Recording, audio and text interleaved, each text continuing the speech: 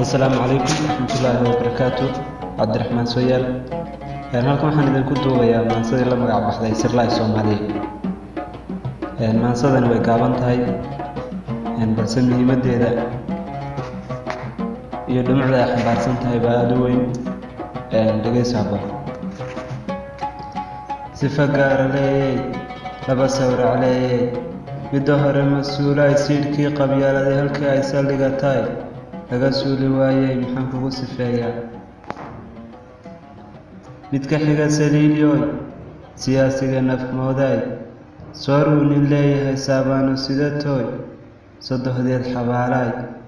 aabahee sumaysoy ubadkeeda suushaay sirteedii maqarisoy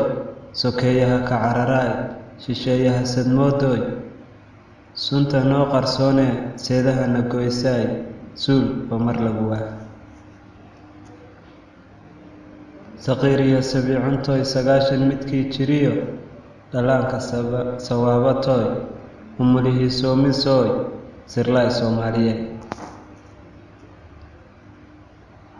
waxgaradkii suuliyaay aqoon-yahan sakiimaay caalimkii wadanigii soorgashaay Sirlaay Soomaaliyeed sarriyo hurda kama kacdoy sidkeedii ma buuxsamooy filkeeda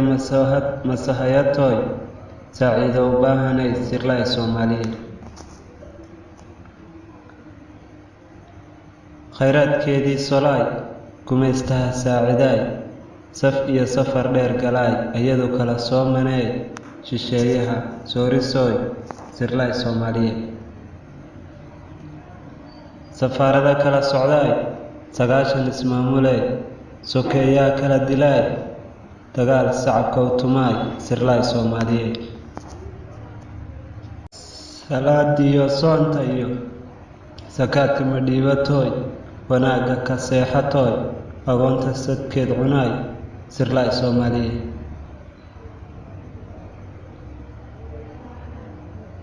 salfududay soodalee waaweeyo sacab tumaay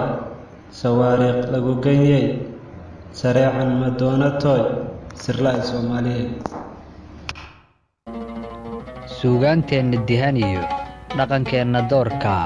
ma tahay mid daneeyo durbaanka u tuma haddii ay jawaabtaadu tahay haa fadlan taageer hoyga murtida iyo madadaalada ee Murtibile.